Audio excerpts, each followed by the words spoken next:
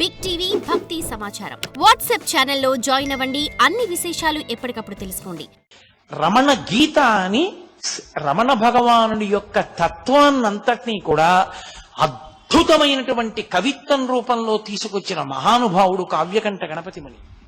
ఎందుచేత అంటే ఎందరో వచ్చి ఆయన్ని ప్రశ్నలు వేస్తూ ఉండేవారు.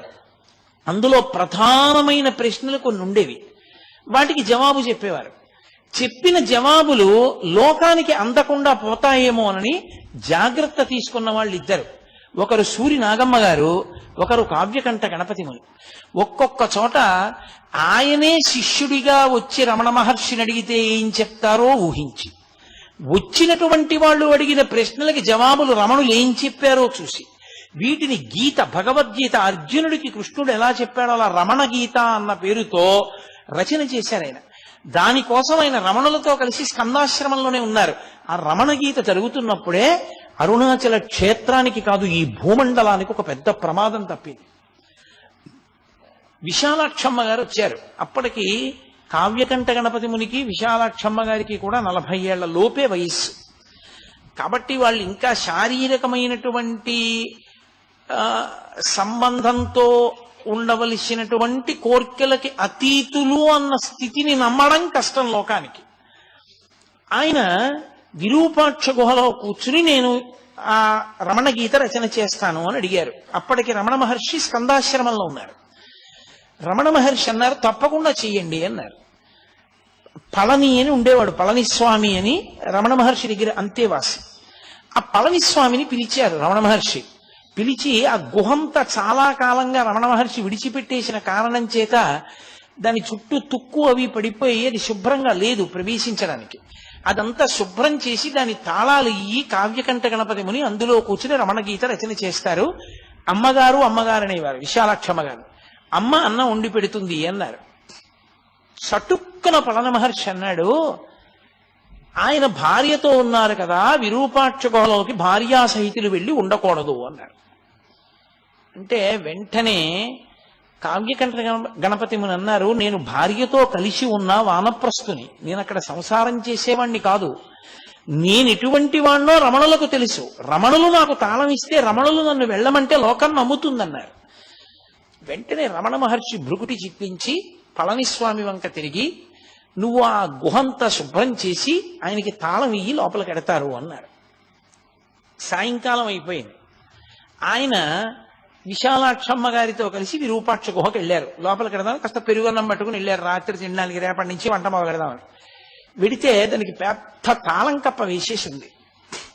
ఆయన మళ్ళీ స్కందాశ్రమానికి వెళ్ళారు. భార్యని హెచ్చమ్మాళ్ళని అక్కడ ఉంచి పైకి వెళ్ళారు. అయ్యా, ఆ పళనిస్వామి ఆ గదిని ఆ విరూపాక్ష గుహ దగ్గర శుభ్రం చేయలేదు, తాళం వేసేసింది, తాళం కూడా నాకు ఇవ్వలేదు అన్నారు. అంటే రమణ మహర్షి ఆయన వంక తిరిగి పళనిస్వామి వంక తిరిగి, ఏమయ్యా నేను తాళంచి విమ్మన్నాను కదా, ఇవ్వలేదా, కావ్యకంఠులకు ఇచ్చేసేయి అన్నారు. ఆయన అన్నాడు లేచి నిలబడి, ఏమి అందులో సంసారం చేద్దామనే, నీకెందుకు విరూపాక్ష గుహ, ఎక్కడ కూర్చుని రాయకూడదు అన్నాడు. విపరీతమైన ఆగ్రహం వచ్చేసింది కావ్యకంఠ గణపతి మునికి. వచ్చేసి, నా యొక్క జీవితాన్ని తప్పు పట్టావు, నా వానప్రస్థాన్ని తప్పు పట్టావు, నా భార్యతో కలిసి విరూపాక్ష గుహలో సంసారం చేస్తానన్నావు, ఇంత దారుణమైన మాట నా మీద మాట్లాడావు కనుక ఈ పృథివి తగలబడిపోవుగాక నా ఆగ్రహము చేత. నా శక్తి అదైతే గణపతి నా వాక్కు యథార్థము చేయుగాక అని విపరీతమైన ఆవేశంతో తాళం చెవి పుచ్చుకోకుండా వెళ్ళి ఒక రాయి తీసుకుని ఆ తాళం కప్పని కొట్టారు. కొడితే ఆయనకి పరశురామ మంత్రాలు ఉన్నాయి. ఆ అగ్నిహోత్ర ప్రభావానికి తాళం ఊడి కింద పడిపోయింది. ఆ రాతికి అది పడదు. ఆయన వెంటనే గుహలోకి వెళ్ళిపోయారు. గుహలోకి వెళ్ళిపోయి ఆ ఎదురుగుండా ఉన్నటువంటి ఒక రాతి మీద కూర్చుని భూమి వంక తీవ్రమైనటువంటి దృక్కులతో భూమి వంక చూస్తున్నారు. రమణ మహర్షి గమనించారు. పరమ ప్రమాదం వచ్చింది. ఇంత మంత్రజపం చేసేశాడు, ఇంత జపం చేసేశాడు, మంత్రసిద్ధులు పొందేశాడు. పొంది కోపానికి వశుడైపోయాడు. వశుడైపోయి ఇప్పుడు తనకున్నటువంటి శక్తినంతటినీ భూతలం మీద పెట్టాడు. ఈ భూమిని పాడు చెయ్యాలనుకుంటున్నాడని ఆయన బయటికి వచ్చి నిలబడి స్కందాశ్రమంలో ఒక్కసారి ఆకాశం వంక చూశారు. చూసేటప్పటికే అకస్మాత్తుగా మబ్బులు వచ్చేసి, మబ్బులొచ్చి మెరుపులు, పిడుగులు, వర్షం ప్రారంభమైంది. ప్రారంభం అవగానే అందరూ ఆశ్రమంలోకి వెళ్ళిపోయారు. ఒక్క రమణ మహర్షి మాత్రం లోపలికి వెళ్లకుండా చాలా గంభీరంగా, చాలా తీవ్రంగా ఆలోచిస్తూ అలా నిలబడి ఆకాశం వంక చూస్తున్నారు. పిడుగులు పడుతున్న ధ్వనులు వినపడుతున్నారు. ఒక్కసారి ఆయన గొణిగినట్లయింది. ఈ భూతలం 14 భువనములు పాడైపోవాలన్నాడు. 14 భువనములు పాడైపోవడం కన్నా 14 భువనముల స్వరూపమైన అరుణాచలేశ్వరుని యొక్క రథము తగలబడిపోవుగాక అన్నాడు. అనగానే పిడుగు వెళ్ళి అరుణాచలేశ్వరుడి యొక్క రథం మీద పడి ఆ రథం కాలిపోయింది. కాలిపోవడం ఏమిటి, మీరు ఎవరైనా వెళ్ళిన వాళ్ళు ఉంటే తెలుస్తుంది. స్కందాశ్రమం నుంచి విరూపాక్ష గుహకి దగ్గరగానే ఉంటుంది దారి, కానీ చాలా కష్టం నడవడం. ఎంత జాగ్రత్తగానో నడవాలి, కాళ్ళు జారిపోతాయి. అందున అంత వర్షం పడినప్పుడు జారి పడిపోతారు. అతి వేగంతో వచ్చేసి విరూపాక్ష గుహలోకి వెళ్ళి కావ్యకంఠ గణపతి ముని చేయి పట్టుకున్నారు. పట్టుకోగానే గురువు గారు వచ్చారని లేచి నిలబడ్డారు. నాకు చేతిలో చెయ్యి వేసి ప్రమాణం చెయ్యి అన్నారు. దేనికన్నారు? కావ్యకంఠ గణపతి ముని, ఇన్ని మంత్రసిద్ధులు పొందావు, కానీ కోపానికి వశపడి లోకాన్నే పాడు చెయ్యాలనుకున్నావు, ఇంకెప్పుడు జీవితంలో కోపానికి వశపడదని ప్రమాణం చెయ్యి అన్నారు. వెంటనే చేతిలో చెయ్యేసి ప్రమాణం చేశారు, ఇంకెప్పుడు నేను కోపానికి వశుణ్ణి కాదని. అందుకే స్థాయిని బట్టి కోపాన్ని అణుచుకునే శక్తి లేకపోతే ఉపద్రవాలు వస్తాయి. ఆ రోజున అరుణాచలేశ్వరుడి రథం తగలబడిపోయింది. తగలపడిపోవడం వల్ల రమణులు అన్నారు, పోన్లేండి ఈ కారణం చేత స్వామికి కొత్త రథం ఏర్పడింది అన్నారు. మళ్ళీ నూతనమైనటువంటి రథాన్ని స్వామికి తయారు చేశారు.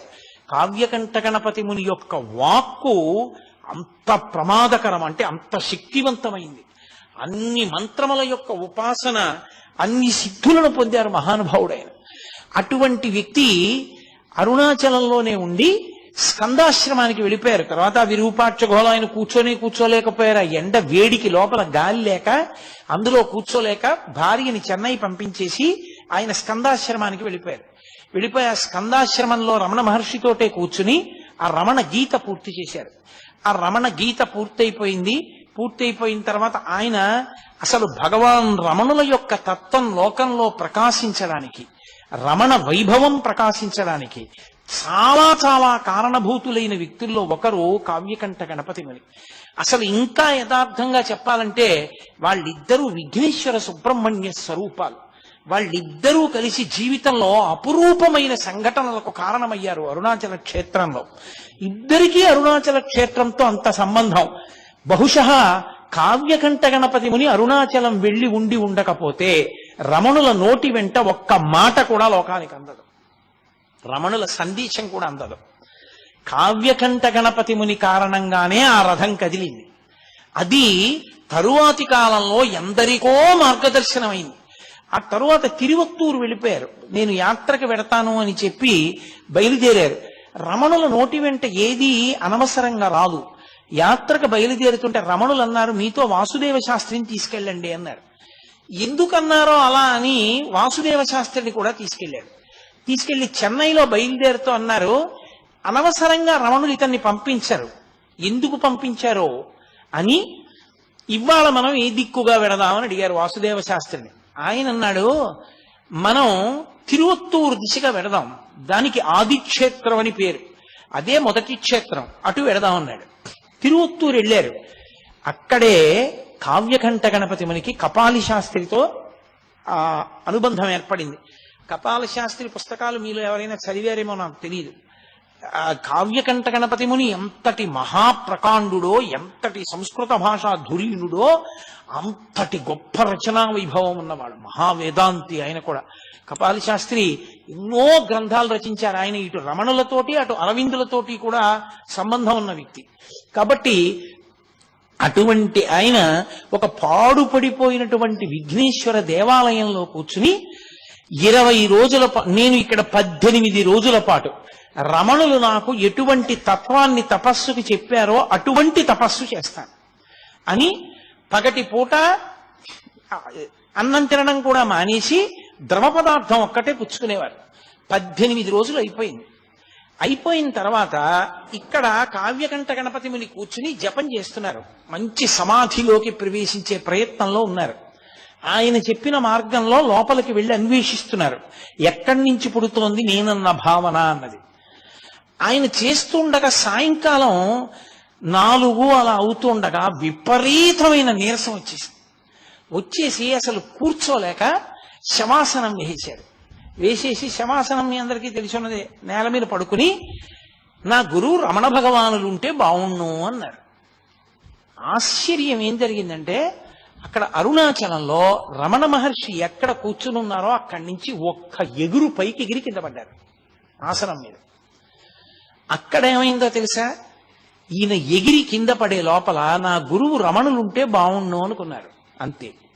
శవాసనం వేసి పడుకున్న కావ్యకంఠ గణపతి ముని యొక్క గుండెల మీద ఎడంచి పెట్టి గట్టిగా నొక్కి కుడి చేతిని ఆ బ్రహ్మరంధ్రం దగ్గర మాడు దగ్గర పెట్టి నొక్కారు రమణ మహర్షి.